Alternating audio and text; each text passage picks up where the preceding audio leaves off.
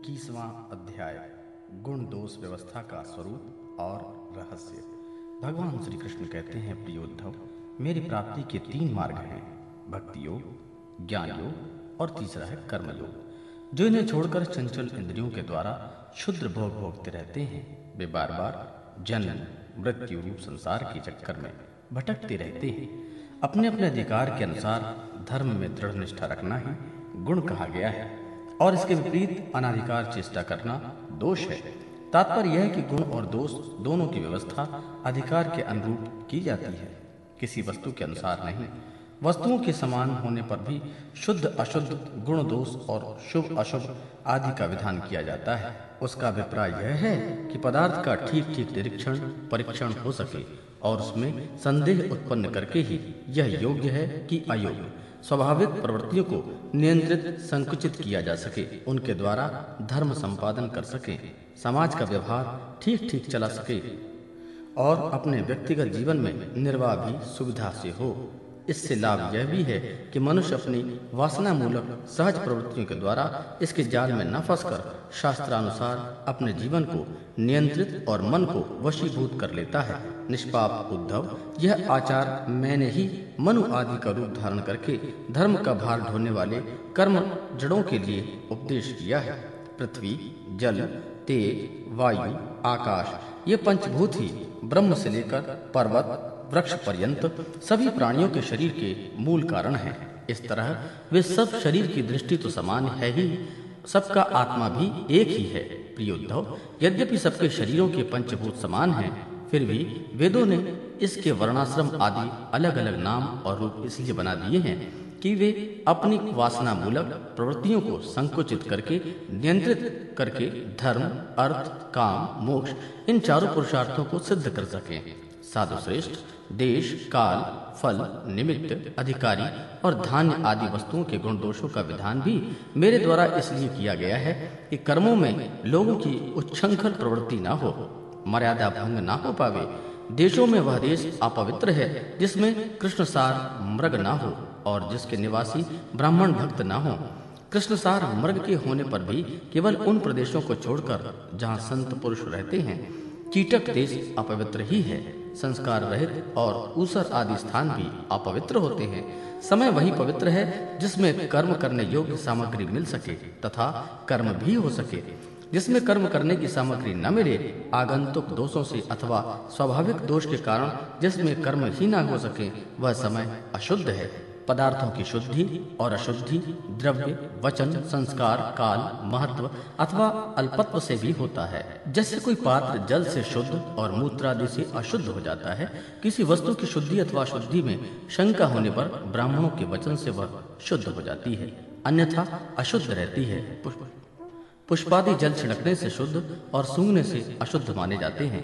तत्काल का पकाया हुआ अन्न शुद्ध और बासी अन्न अशुद्ध माना जाता है। बड़े सरोवर और नदी आदि का जल शुद्ध और छोटे गड्ढों का जल अशुद्ध माना जाता है। इस प्रकार क्रम से समझ लेना चाहिए। शक्ति, आसक्ति, बुद्धि और वैभव के अनुसार भी पवित्रता और अपवित्रता की व्यवस्था होती है। उसमें भी स्थान और उपयोग करने वाले की आयु का विचार करते हुए ही शुद्ध अशुद्ध वस्तुओं के व्यवहार दोष ठीक तरह से आंका जाता है। जैसे धनी दरिद्र, बलवान निर्बल, बुद्धिमान मूर्ख, उपद्रवपूर्ण और सुखद देश तथा तरुण एवं वृद्धावस्था के भेद से शुद्धि और अशुद्धि की व्यवस्था में अंतर पड़ जाता है। अनाज, लकड़ी, हाथीदार आदि हड्डी सूत, मधु, नमक, तेल, घृत आदि रस, सोना, पारा आदि तेजस पदार्थ, चाम और घड़ा आदि मिट्टी के बने पदार्थ समय पर अपने आप हवा लगने से, आग में जलने से, मिट्टी लगाने से अथवा जल में धोने से शुद्ध हो जाते हैं। देश काल और अवस्था के अनुसार कहीं जल, मिट्टी आदि शोधक सामग्री के संयोग से शुद्धि करनी पड़ती है, तो कहीं कहीं एक एक से भी शुद्धि हो जाती है। यदि किसी वस्तु में कोई अशुद्ध पदार्थ लग गया हो तो छीलने से या मिट्टी आदि मलने से जब उस पदार्थ की गंध और लेप न रहे और वह वस्तु अपने पूर्व रूप में आ जाए, तब उसको शुद्ध समझना चाहिए। स्नान, दान, तपस्या, वय, सामर्थ्य, संस्कार, कर्म और मेरे स्मरण से चित्त की शुद्धि होती है, जिनके द्वारा शुद्ध होकर ब्राह्मण, क्षत्रिय और वैश्य को विहित कर्मों का आचरण करना चाहिए। गुरुमुख सुनकर के भली भांति हृदय गम्य करने से, मंत्र की ओर मुझे समर्पित कर देने से कर्म की शुद्धि होती है। उद्धव जी, इस प्रकार देश, काल, पदार्थ, कर्ता, मंत्र और कर्म, इन छहों की शुद्धि होने से धर्म और अशुद्ध होने से अधर्म होता है। कहीं कहीं शास्त्र विधि से गुण दोष हो जाता है और दोष गुण, जैसे ब्राह्मण के लिए संध्या वंदन, गायत्री जप आदि गुण हैं, परंतु शूद्र के लिए दोष हैं। और दूध आदि का व्यापार वैश्य के लिए विहित है, परंतु ब्राह्मण के लिए अत्यंत निषिद्ध है। एक ही वस्तु के विषय में किसी के लिए गुण और किसी के लिए दोष का विधान गुण और दोष की वास्तविकता का खंडन कर देता है, और इससे यह निश्चित होता है कि गुण दोष का यह भेद कल्पित है। जो लोग पतित हैं वे पतितों का सा आचरण करते हैं तो उन्हें पाप नहीं लगता, जबकि श्रेष्ठ पुरुषों के लिए वह सर्वथा त्याज्य है। जैसे गृहस्थों के लिए स्वाभाविक होने के कारण अपनी पत्नी का संग पाप नहीं है, परंतु सन्यासियों के लिए घोर पाप है। उद्धव जी, बात तो यह है कि जो नीचे सोया हुआ है वह गिरेगा कहाँ? वैसे ही जो पहले से ही पतित है उसका अब और क्या पतन होगा? जिन जिन दोषों और गुणों से मनुष्य का चित्त उपरत हो जाता है, उन्हीं वस्तुओं के बंधन से वह मुक्त हो जाता है। मनुष्यों के लिए यह निवृत्ति रूप धर्म ही परम कल्याण का साधन है, क्योंकि यही शोक, मोह और भय को मिटाने वाला है। उद्धव जी, विषयों में कहीं भी गुणों का आरोप करने से उस वस्तु के प्रति आसक्ति हो जाती है। आसक्ति होने से उसे अपने पास रखने की कामना हो जाती है, और इस कामना की पूर्ति में किसी प्रकार की बाधा पड़ने पर लोगों में परस्पर कलह होने लगता है। कलह से असह्य क्रोध की उत्पत्ति होती है, और क्रोध के समय अपने हित अहित का बोध नहीं रहता, अज्ञान छा जाता है। इस अज्ञान से शीघ्र ही मनुष्य के कार्यकारी का निर्माण करने वाले व्यापक चेतना शक्ति लुप्त हो जाती है। साधो, चेतना शक्ति अर्थात स्मृति के लुप्त हो जाने पर मनुष्य में मनुष्यता नहीं रह जाती, पशुता आ जाती है, और वह शूद्र के समान अस्तित्वहीन हो जाता है। अब उसकी अवस्था वैसी ही हो जाती है जैसे कोई मूर्छित या मुर्दा हो। ऐसी स्थिति में ना तो उसका स्वार्थ बनता है और ना ही परमार्थ। विषयों का चिंतन करते करते यह विषय रूप हो जाता है। उसका जीवन वृक्षों के समान जड़ हो जाता है। उसके शरीर में उसी प्रकार व्यर्थ श्वास चलता रहता है जैसे लोहार की चौंगनी की हवा। उसे ना अपना ज्ञान रहता है और ना किसी दूसरे का, वह सर्वथा आत्मवंचित हो जाता है। उद्धव जी, यह स्वर्गादि रूप फल का वर्णन करने वाली श्रुति मनुष्यों के लिए उन लोगों को परम पुरुषार्थ नहीं बतलाती, परंतु बहिर्मुख पुरुषों के लिए अंतःकरण शुद्धि के द्वारा परम कल्याणमय मोक्ष की विवक्षा से ही कर्मों में रुचि उत्पन्न करने के लिए वैसा वर्णन करती है। जैसे बच्चों से औषधि में रुचि उत्पन्न कराने के लिए रोचक वाक्य कहे जाते हैं, बेटा प्रेम से गोलियों का काढ़ा पी लो तो तुम्हारी चोटी बढ़ जाएगी, तुम बहुत अच्छे हो जाओगे, इत्यादि बातों से उसे लुभाया जाता है। इसमें संदेह नहीं कि संसार के विषय भोगों में, प्राणों में और सगे संबंधियों में सभी मनुष्य जन्म से ही आसक्त हैं, और उन वस्तुओं की आसक्ति उनकी आत्मोन्नति में बाधक एवं अनर्थक कारण है। वे अपने परम पुरुषार्थ को नहीं जानते, इसलिए स्वर्ग आदि का जो वर्णन मिलता है वह ज्यों का त्यों सत्य है ऐसा विश्वास करके देवादि योनियों में भटकते रहते हैं, और फिर वृक्ष आदि योनियों को घोर अंधकार में पड़ जाते हैं। ऐसी अवस्था में कोई भी विद्वान अथवा वेद फिर से उन्हें उसी विषयों में क्यों प्रवृत्त करेगा?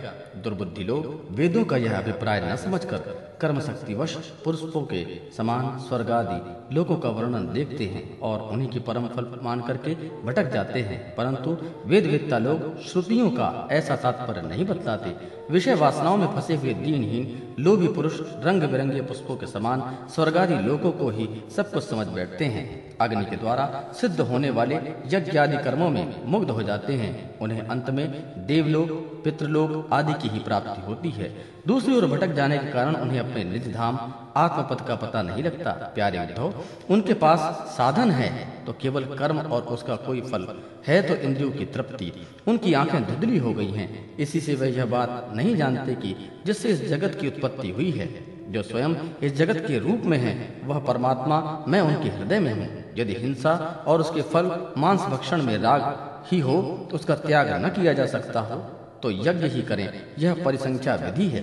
स्वाभाविक प्रवृत्ति का संकोच है, संध्या वंदनादि के समान अपूर्व विधि नहीं है। इस प्रकार मेरे परोक्ष अभिप्राय को न जान करके विषय लोलुप पुरुष हिंसा का खिलवाड़ खेलते हैं और दुष्टतावश अपने इंद्रियों की तृप्ति के लिए वध किए हुए पशुओं के मांस से यज्ञ करके देवता, पितर तथा भूत पतियों के यज्ञ का ढोंग करते हैं। उद्धव जी, स्वर्गादि पारलोक स्वप्न के दृश्यों के समान हैं, वास्तव में असत हैं। केवल उनकी बातें सुनने में ही बहुत मीठी लगती हैं। सकाम पुरुष वहाँ के भोगों के लिए मन ही मन अनेकों प्रकार के संकल्प कर लेते हैं और जैसे व्यापारी अधिक लाभ की आशा से मूलधन को भी खो बैठता है, वैसे ही सकाम यज्ञों द्वारा अपने धन का नाश करा देते हैं। वे स्वयं रजोगुणी, सत्वगुणी या तमोगुण में स्थिर रहते हैं। रजोगुणी, सत्वगुणी अथवा तमोगुणी इंद्रादि देवताओं की उपासना करते हैं।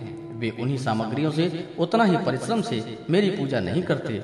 वे जब इस प्रकार की पुष्पिता वाणी से रंग बिरंगी मीठी मीठी बातें सुनते हैं कि हम लोग इस लोक में यज्ञों के द्वारा देवताओं का यजन करके स्वर्ग में जाएंगे और वहां दिव्य आनंद भोगेंगे, उसके बाद जब फिर हमारा जन्म होगा तब हमें बड़े कुलीन परिवार में जन्म मिलेगा, हमारे बड़े बड़े महल होंगे और हमारा कुटुंब बहुत सुखी तथा बहुत ही बड़ा होगा, तब उनका चित्त क्षुब्ध हो जाता है और उन हेकड़ी जताने वाले घमंडियों को मेरे संबंध में बातचीत भी अच्छी नहीं लगती। उद्धव जी, वेदों के 3 कांड हैं, कर्म, उपासना और ज्ञान। इन तीनों कांडों के द्वारा प्रतिदिन विषय हैं ब्रह्मा और आत्मा की एकता। सभी मंत्र और मंत्र दृष्टा ऋषि इस विषय को खोलकर नहीं गुप्त भाव से बतलाते हैं और मुझे भी इस बात को गुप्त भाव से ही कहना अभिष्ट है। वेदों का नाम है शब्द ब्रह्म। वे मेरी मूर्ति हैं, इसी से उनका रहस्य समझाना अत्यंत कठिन है। वह शब्द ब्रह्म परा, पश्यंती और मध्यमा वाणी के रूप में प्राण, मन और इंद्रियमय है। समुद्र के समान सीमा रहित और गहरा है। उसकी थाह लगाना अत्यंत कठिन है, दूभर है। इसी से जैमिनी आदि बड़े बड़े विद्वान भी उसके तात्पर्य का ठीक ठीक निर्णय नहीं कर पाते। उद्धव, मैं अनंत शक्ति संपन्न एवं स्वयं अनंत ब्रह्म हूँ। मैंने ही वेदवाणी का विस्तार किया है। जैसे कमल लाल में पतला सा सूत होता है, वैसे ही वेदवाणी प्राणियों के अंतःकरण में अनाहत नाद के रूप में प्रकट होती है। भगवान हिरण्यगर्भ स्वयं वेद मूर्ति एवं अमृतमय है। उनकी उपाधि है प्राण और स्वयं अनाहत शब्द के द्वारा ही उनकी अभिव्यक्ति हुई है। जैसे मकड़ी अपने हृदय से मुख द्वारा जाला उगलती है और फिर निगल लेती है, वैसे ही वे स्पर्श आदि वर्णों का संकल्प करने वाले मन रूप निमित्त कारण के द्वारा हृदय काश से अनंत अपार अनेकों मार्गों वाली वैखरी रूप वेदवाणी को स्वयं ही प्रकट करते हैं और फिर उसे अपने में ही लीन कर लेते हैं। वह वाणी हृदयगत सूक्ष्म ओंकार द्वारा अभिव्यक्त स्पर्श का से लेकर मा तक तथा 25 स्वर आ से लेके औ तक 9 ऊष्मा श श स ह और अंतस्थल य र ल व इन वर्णों में विभूषित है। उनमें ऐसे छंद हैं जिसमें उत्तरोत्तर 4-4 वर्ण बढ़ते जाते हैं और उनके द्वारा विचित्र भाषा के रूप में वह विस्तृत हुई है। 4-4 अधिक वर्णों वाले छंदों में से कुछ ये हैं। पहला गायत्री, उष्णिक, अनुष्टुप, वृहति, पंक्ति, त्रिष्टुप, जगति, अतिछंद, अत्यष्टि, अतिजगति और विराट। वह वेदवाणी कर्म कांड में क्या विधान करती है, उपासना कांड में किन देवताओं का वर्णन करती है और ज्ञान कांड में किन प्रतीतियों का अनुवाद करके उनमें अनेकों प्रकार के विकल्प करती है, इन बातों का इस संबंध में श्रुति के रहस्य को मेरे अतिरिक्त और कोई नहीं जानता। मैं तुम्हें स्पष्ट बता देता हूँ, सभी श्रुतियाँ कर्म कांड में मेरा ही विधान करती हैं, उपासना कांड में उपास्य देवता के स्वरूप में मेरा ही वर्णन करती हैं और ज्ञान कांड में आकाश आदि रूप से मुझे ही अन्य वस्तुओं का आरोप करके उनका निषेध कर देती हैं। संपूर्ण श्रुतियों का बस इतना ही तात्पर्य है कि वे मेरा आश्रय लेकर मुझ में भेद का आरोप करती हैं, माया मह कहकर उनका अनुवाद करती हैं और अंत में सबका निषेध करके मुझ में ही शांत हो जाती हैं और केवल अधिष्ठान रूप से मैं ही शेष रह जाता हूँ।